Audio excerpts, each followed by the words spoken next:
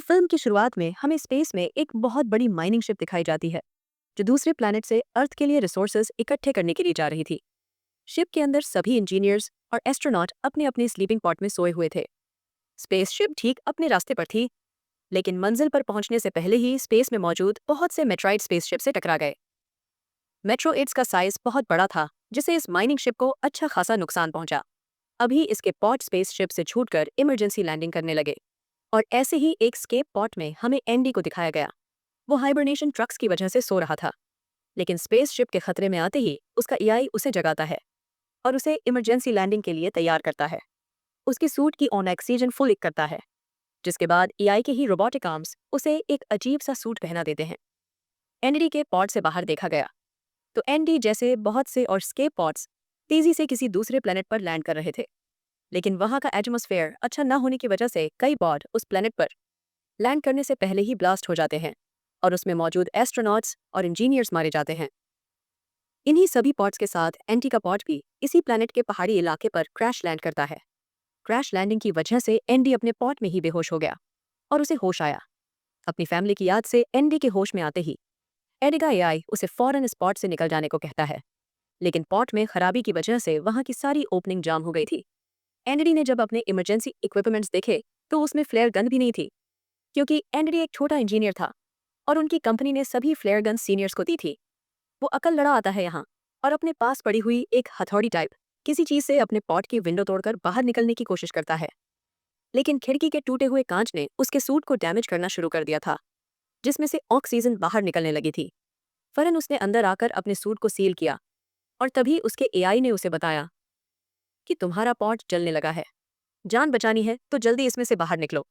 बिना एक भी मिनट साय किए वो अब पॉट से बाहर निकल ही आया, जिसके बाद उसका पोर्ट तबाह हो गया और अचानक उसे आसमान में आग भी चलती हुई दिखाई दी।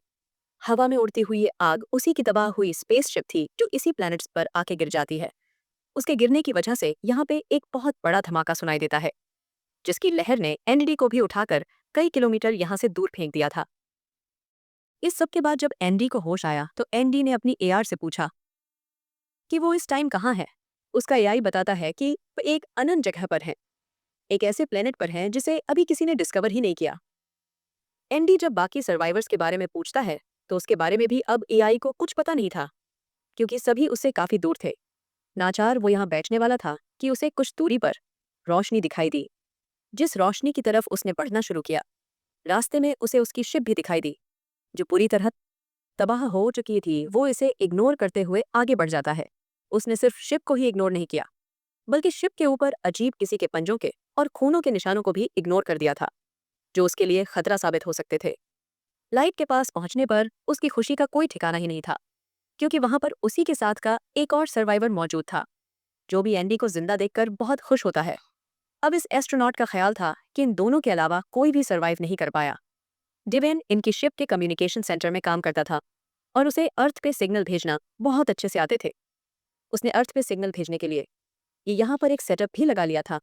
वो एंडी को बताता है कि यहाँ से औ तक एक पैगाम जाने में भी पूरे 8 माह लग जाएंगे, और अर्थ से यहाँ तक कोई भी इमरजेंसी शिप आने के लिए पूरे 2 साल का वक्त लगेगा। लगभग 9 साल इन्हें यही रहकर सरवाइव करना होगा, और फिर कहीं जाकर उम्मीद बनेगी वापस अर्थ पर जाने की। ये सुनकर एंडी तो बस उदास ही हो गया, क्योंकि उसे लग रहा था कि वो लोग नहीं जा पाएंगे वापस। तब डेवन उसे हौसला देता है और कहता है कि अपने अंदर उम्मीद की किरण जलाए रखो, हम जरूर वापस जाएंगे। एंडी पूछे, हम सरवाइव कैसे करेंगे? जवाब में डिवन कहता है, जितने भी लोग यहाँ पर मरे हैं हम उनके गोश्त पे पूरे 3 साल तक जिंदा रह सकते हैं, क्योंकि यहाँ पर ठंड भी काफी ज्यादा है और ऐसे में डेड बॉडीज खराब भी नहीं होंगी। न चाहते हुए भी एंडी को उसकी सारी बातें माननी पड़ती हैं। इनकी इन्हीं बातों के दौरान एंडी का पांव एक वायर में फंसता है और वायर इक्विपमेंट से उतर जाते हैं, जिसे लगाने के लिए एंडी पीछे मुड़ जाता है। जब वो वायर लगा रहा था तो हमें देखने को मिला एक अजीब बड़ी सी क्रिएचर ने उसके साथी के ऊपर हमला करके वो उसे वहां से लेगा, और एनडी ने जब बीच देखा तो उसका साथी कहीं भी नहीं था। वो कंफ्यूज हो गया कि आखिर इतनी जल्दी कोई गायब कैसे हो सकता है। वो तो चला गया था, लेकिन अब एनडी को तो अर्थ पर मैसेज भेजना था। वो डवेन के बताए हुए तरीके से उसकी मशीन इस्तेमाल करता है और अर्थ पर मैसेज भेज देता है। यहाँ से उसने टन की गन भी ले ली थी, क्योंकि आगे चलने पर ये इसके बहुत काम आने वाली थी। आगे बढ़कर यहाँ रहने के लिए एंडी अब कोई ठिकाना ढूंढ रहा था, लेकिन दूर दूर तक उसे कोई ठिकाना नजर नहीं आता। उसका एआई उसे बताता है कि उसके सूट में अब इतनी ज्यादा ऑक्सीजन भी नहीं रही। ये सुनकर उसकी फ्रस्ट्रेशन और बढ़ जाती है और वह जोर जोर से चिल्लाने लगता है। लेकिन तभी उसके रेडियो पर उसे किसी की आवाज सुनाई दी। यह नाओमी की आवाज थी, उसकी सीनियर एस्ट्रोनॉट जो भी सर्वाइव कर गई थी। इस टाइम नाओमी उससे कांटेक्ट करके और उसे बताती है कि मेरी डंक मेरे पॉट में फंस गई है, प्लीज आकर मुझे बचाने में मेरी मदद करो। लेकिन एंटी का एआई स्कैन करके बताता है कि नवनी का पॉट उससे इतना दूर है कि 2 दिन उसे चलकर जाने में लग जाएंगे और इतनी ऑक्सीजन उसके पास नहीं है। तब नाम उससे कहती है, तुम मेरे पास आओ, मेरी मदद करो। मेरे पास ऑक्सीजन काफी है जिससे हम दोनों जिंदा रह सकते हैं। अपने एआई की बातों को इग्नोर करते हुए वो नामी की जान बचाने के लिए निकल चुका था। दिन से रात हो गई, चलते चलते वो थक भी गया और तभी उसे अचानक पीछे से खौफनाक किसी के गुर्राने की आवाज आई। पीछे मुड़कर जब उसने देखा तो उसे तो वहां कोई नजर नहीं आ रहा था। उसने एआई को भी स्कैन करने को कहा, लेकिन एआई भी अंधेरे में ज्यादा कुछ नहीं स्कैन कर पाया। और एआई ने वजह बताई कि कंपनी ने जूनियर्स को पुराने मॉडल का एआई दिया था जो अंधेरे में ज्यादा स्कैनिंग नहीं कर सकते, और यह सब उन्होंने पैसा बचाने के लिए किया था। यह सुनकर एंडी को और शौक लगता है। एंडी को लग रहा था कि यहाँ कहीं कोई क्रिएचर है, लेकिन एंडी ने इसे अपना वहम समझा, क्योंकि कोई क्रिएचर अभी तक उसने अपनी आंखों से नहीं देखी थी। डडी आगे बढ़ने पर उसे जमीन पे अजीबोगरीब होल दिखाई दिए जो किसी के पांव के निशान लग रहे थे। इनका पीछा करते हुए वो आगे पहुंचा तो उसे एक बहुत बड़ा होल दिखाई दिया और वो समझ गया कि यहाँ पर मकड़ी की तरह की कोई केज रहती है, और यह बात वो नाओमी को भी इन्फॉर्म कर देता है। डर कर वो यहाँ से भागने वाला था कि तभी उसके एआई ने स्कैन करके बताया कि उसके बहुत से मेंबर्स यही आसपास उसके इर्द गिर्द ही है। वो देखता है कि उसके वो मेंबर्स चलते हुए उसके करीब ही आ रहे थे, और जब वो रेडियो के जरिए उनसे कांटेक्ट करने की कोशिश कर रहा था तो किसी ने भी उसे रिस्पॉन्ड नहीं किया। और वो समझ गया कि जरूर उसके सभी साथियों को इनर स्पाइडर जैसे एलियंस ने हमला कर खा लिया होगा और उनके पेट के अंदर से ही ये सारे सिग्नल आ रहे हैं। अभी वो यही सब सोच रहा था कि उसे दोबारा से वही खौफनाक आवाजें अपने आसपास से सुनाई देने लगी, जैसे कोई क्रिच एलियन उसकी तरफ बढ़ रही हो। वो अपने हेलमेट की लाइट भी बंद कर देता है और वहीं छुप जाता है। लेकिन क्रिएचर शायद अभी भी उसे देख पा रही थी। वो उसकी तरफ बढ़ रही थी, जिससे बचने के लिए एंडी अपने हाथ में पकड़ी हुई फ्लेयर गन से उसके ऊपर हमला कर देता है। जहां रोशनी होने पर सारी क्रिएचर्स उसे देख लेती हैं और सभी उसके पीछे पड़ जाती हैं, और ऐसे उसे ये बात पता चल जाती है कि एलियंस रोशनी में उन्हें ज्यादा अच्छे से देख पाएंगे। खैर, जितने भी एलियंस उसके पीछे पड़े थे उनसे बचने के लिए ये भागने लगा और भागते भागते एक बड़ी सी पहाड़ी से नीचे गिर गया। हैरान कुन तौर पर इतने बड़े हादसे के बाद भी एंडी बच गया था। ऊपर से वो क्रिएचर उसके ऊपर गुलरा रहा था, क्योंकि वो क्रिएचर नीचे नहीं आ सकता था और उसके पेट में हम 4 एंडी जैसे और लोगों के भी सिग्नल देख पा रहे थे। यहाँ गिरने के बाद एंडी का सूट फट चुका था। उसके सूट से ऑक्सीजन बाहर निकल रही थी, इसीलिए वह उसे अपने सूट को सील करता है। और तभी उसे रेडियो में किसी की आवाज सुनाई देती है। ये डडविन था जिसे हमने पहले भी देखा था। ट्विन उसे कहता है, मेरी मदद करो, मैं इस क्रिएचर से लड़ रहा हूँ। एनडीपी ये जानकर हैरान हुआ था कि ड्वेन अधक जिंदा है, लेकिन अभी उसके अंदर इतनी हिम्मत नहीं थी कि वह पहाड़ी पर चढ़कर दोबारा उस क्रिएचर के पास जाए और डन की मदद करे। तब नाओमी उसे हौसला देती है और कहती है, मैं चाहती हूँ तुम थक तो गए होगे, लेकिन तुम्हें की मदद करनी चाहिए ताकि हमारे सर्वाइवल के चांसेस और बढ़ जाए। यह सोचकर और नौमी की बात मानते हुए वो पहाड़ी के ऊपर चढ़ने लग जाता है। ऊपर पहाड़ी पर चढ़ने के बाद उसने देखा कि ट्विन बड़ी बहादुरी से एक टाइम में 2-2 क्रिएचर से लड़ रहा और फ्लेयर गन से उनके ऊपर हमला कर रहा था। उसने जैसे ही एंटी को देखा तो थोड़ा सा डिस्ट्रैक्ट हो गया और पीछे से आने वाली एक क्रिएचर ने उसे पकड़कर मार डाला। यहाँ पर क्रिकेटर्स भी एंडी को देख चुके थे। वो लोग अब एंडी की तरफ उसे मारने के लिए बढ़ते हैं और एंडी को बचाने के लिए यहाँ नाओमी अपने एआई के जरिए बाकी सारे पॉट्स का एआई सिस्टम ऑन ऑन कर देती है, जिनसे उन सभी पॉट्स की लाइट ऑन ऑन हो जाते हैं और यह सारी की सारी क्रिएचर उन पॉट्स की तरफ डिस्ट्रैक्ट हो जाते हैं और ऐसे एंडी को भागने का मौका मिल जाता है। भागते हुए एंडी एक अजीब सी जगह पर आ गया था। ये जगह पहाड़ों के दरमियान बनी बेनतहा खूबसूरत थी। यहाँ पर पर्पल गनर के जुगनू थे। कुछ देर के लिए तो एंटी इनकी खूबसूरती में खो गया। अचानक एक जुगनू आकर उसके हेलमेट पे लेने के लिए बैठ गया। हेलमेट पे बैठते ही उस जुगनू का रंग लाल हो गया और ऐसे ही बहुत सारे जुगनू अब उसके सूट पर भी आकर बैठ गए। सूट पर बैठते ही इन सारे जुगनू ने उसके सूट को डैमेज करना शुरू कर दिया था, जिससे वो जान गया कि ये जुगनू भी खतरनाक है। इसीलिए फौरन इन जुगन को अपने सूट से हटाते हुए वो यहाँ से भाग निकला। भागते हुए अब उसका पांव एक अजीब से गड़े में आ फंसा था। उसने देखा कि ये कोई गड़ा नहीं था, बल्कि एक मनस्टर ही था।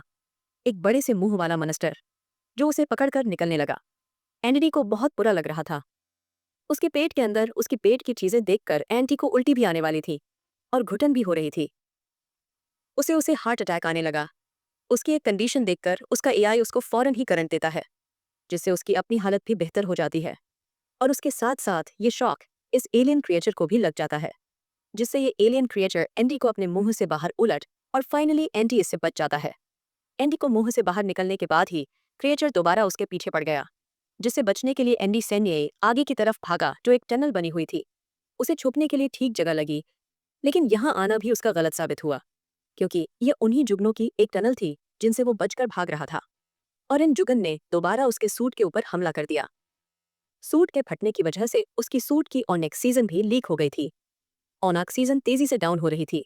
ये देखते हुए एंडी नाओमी से कहता है, शायद अब मैं तुम्हें बचाने नहीं आ सकता। मेरे पास जितनी ऑक्सीजन है मैं शिप तक ही वापस जा सकता हूँ, और वहां जाकर मुझे उम्मीद है कि कोई एक हाथ पॉट तो मिल ही जाएगा जहां से मैं ऑक्सीजन रिफिल कर पाऊँ और अपनी जान बचा पाऊँ। ये सुनकर नाओमी कहती है, ठीक है, तुम शिप तक ही चले जाओ, मैं अपना कोई जुगाड़ कर लूंगी। लेकिन एंडी जानता था कि वो अकेली नहीं बच पाएगी, इसीलिए वो अपनी जान खतरे में डालकर नाओमी को ही बचाने का सोचता है और तेजी से भागता है नाओमी की तरफ, ताकि जल्द से जल्द वो नाओमी के पास पहुंच जाए।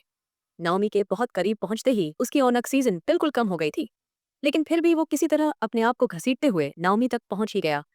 और नाओमी के पॉट पे आने के बाद वो बिल्कुल बेहोश होते हुए नीचे गिरे नाओमी फौरन अपने पाउट का दरवाजा खोलकर एंडी को अंदर ले लेती है, और ऑक्सीजन मिलने पर एंडी को होश आ जाता है। यहाँ एंडी देखता है कि नवमी का पांव फंसा हुआ था, इसीलिए वो निकल नहीं पा रही थी। वो एंडी के पांव को जब निकालने की कोशिश करता है तो हिंडी को बहुत दर्द हुआ। यहाँ पे कोई ऐसी चीज भी नहीं थी जिससे ये लोग उसके पांव को छुड़ा सकते। तब नाओमी की इमरजेंसी केस को खोलकर दो चार चीजों को मिलाते हुए एंटी एक लीवर बनाता है, और उसकी मदद से वो नाओमी की टांग को बाहर निकालने में कामयाब हो जाता है। इतना बुरा फंसने की वजह से उसकी टांग हल्की सी फ्रैक्चर हो गई थी, लेकिन ये तो शुक्र था कि उसकी जान बच गई। ये लोग अब अपने रिपेयरिंग स्प्रे और फ्लेयर गन को लेकर यहाँ से बाहर निकलते हैं, जहाँ बाहर निकलते ही बहुत सारी क्रिएचर्स ने उन्हें आसपास से घेर लिया था। उनसे बचने के लिए इन दोनों को यहाँ से भागना था, लेकिन नाव में कि तो पाँव में दर्द था। तब उसका एआई उसे एक हाई डोज मेडिसिन इंजेक्ट करता है, जिससे उसे दर्द का एहसास ना हो, और ये लोग भागते रहते हैं। इन्होंने अक्लमंदी ये दिखाई कि अपनी डायरेक्शन को शिप की तरफ रखा, और आखिर ये लोग शिप के उस हिस्से तक पहुंच गए जो थोड़ा सा ठीक हालत में था। यहाँ पर नौमी इसी तरह शिप के कंपार्टमेंट को खोलने की कोशिश करती है, और थोड़ी ही देर में वो कामयाब भी हो जाती है। अब ये शिप के अंदर गए थे कि बहुत सारे क्रिएचर इनके पीछे आ गए, और नौमी ने फौरन शिप का दरवाजा बंद कर दिया। से उसके रिचे का आधा जिस्म कट के रह गया। यह देखकर एंडी को उल्टी आने वाली थी, लेकिन उसने बहुत मुश्किल से अपने आप पर कंट्रोल पाया और ओए और आगे की तरफ बढ़ा। इन लोगों ने काफी देर बाद सुकून का सांस लिया था, इससे पहले कि यहाँ पर कुछ बातें कर पाते। इन्हें देखने को मिलता है कि इनकी स्पेसशिप के अंदर पहले से ही एक दो गरियाचर आकर बैठ गई थी, जो अब इनके पीछे पड़ जाती हैं। इनसे बचने के लिए ये लोग जल्दी से एक और कवन में जाकर वहां का दरवाजा बंद कर लेते हैं, और इन्हें वक्त पता चलता है कि यहाँ पर आकर तो इन्होंने सबसे बड़ी गलती कर दी, क्योंकि ये एक गैस चेंबर था। बेबसी में एंडी दरवाजे को मारने लगा, लेकिन कि दरवाजा अब खुल नहीं रहा था। यहाँ फंसने के बाद इनके पास कोई और रास्ता नहीं था सिवाय इसके कि ये लोग आपस में ही एक दूसरे से बातें करें। नाओमी उससे कहती है, तुम इतने नाम उम्मीद क्यों हो? हर वक्त मरने की स्पेंड क्यों करते हो? जिस पर एंटी कहता है मरना ही बेहतर है। नाओमी उससे कहती है, मैं जानती हूँ इसके पीछे कोई बहुत बड़ी वजह होगी। क्या तुम्हारी फैमिली? ये सुनकर वो उसे अपनी फैमिली की वीडियो दिखाता है। एक हैप्पी फैमिली थी उसकी। उसकी वाइफ और बेटा उससे बहुत प्यार करते थे, लेकिन एक दिन उनका एक्सीडेंट हुआ जिसमें वो दोनों मारे गए और एंडी बच गया। एंडी उसे कहता है, वो सब मेरी ही गलती थी, मुझे मर जाना चाहिए था, लेकिन उनको नहीं। ये सुनकर नौमी कहती है, जो होता है अच्छे के लिए ही होता है। ये लोग अब एक दूसरे को यहाँ पर गले लगाते हैं, क्योंकि इन्हें लग रहा था कि ये इनकी जिंदगी के आखिरी लम्हे हैं।